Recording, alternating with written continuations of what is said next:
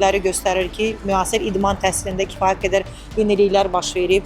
Həm burada texnologiyaların inkişafı, həm tibb səhiyyə elmlərinin idman təhsilinə ciddi inteqrasiyası, həm istər sağlam həyat tərzi olsun, istər ümumiyyətlə performans analitikası olsun və sair digər sahələrin idman təhsilinə inteqrasiyası göstərir ki, biz də bu təhsillə, bu gözləntilərlə, tələblərlə uzlaşmalıyıq və İdman Akademiyası olaraq burada verilən təhsilin keyfiyyətini artırmaqdan ötürü elmi fəaliyyəti artırmaq, elmi fəaliyyəti inkişaf etdirmək bizim də öhdəliklərimizdən biridir. İdman Akademiyasının 30-dan artıq əcnəbi müəllimi var.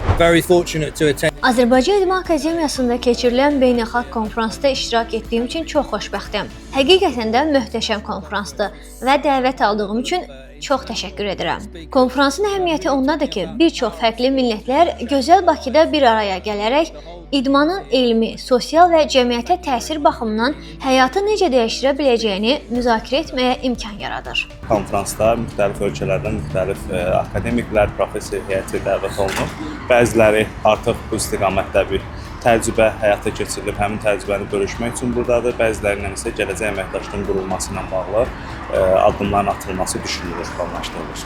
Azerbaycan'da fiziksel aktivitenin artırılması, sağlıklı yaşamın geliştirilmesi son derece önemli. Biz de bilim insanları olarak politika yapıcılara ve halka bunu anlatmalı. Fiziksel aktif bir yaşamın sağlığın korunmasında, kronik hastalıkların önlenmesindeki öneminin altını çizmeli ve bu tip projelerin geliştirilmesine destek olmalıyız.